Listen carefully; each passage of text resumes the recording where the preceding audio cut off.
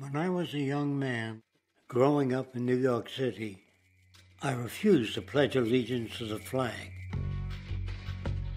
Of course, I was sent to the principal's office, and he asked me, "Why don't you want to pledge allegiance? Everybody does." I said, "Everybody once believed the earth was flat, but that doesn't make it so."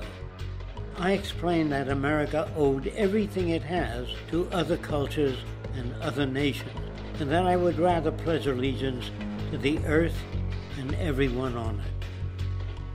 Needless to say, it wasn't long before I left school entirely, and I set up a lab in my bedroom. There I began to learn about science and nature.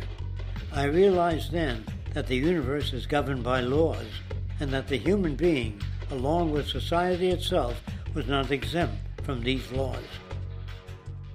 Then came the crash of 1929, which began what we now call the Great Depression.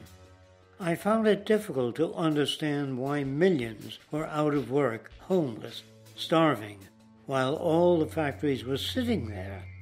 The resources were unchanged. It was then that I realized that the rules of the economic game were inherently invalid.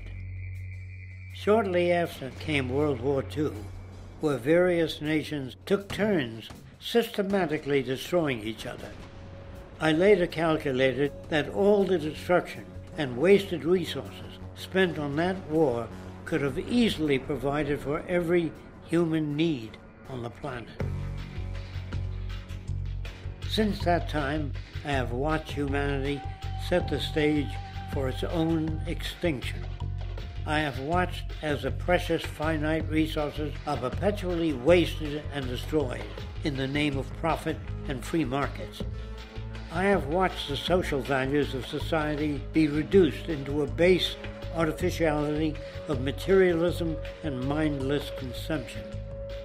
And I have watched as the monetary powers control the political structure of supposedly free societies. I'm 94 years old now, and I'm afraid my disposition is the same as it was 75 years ago. This shit's got to go.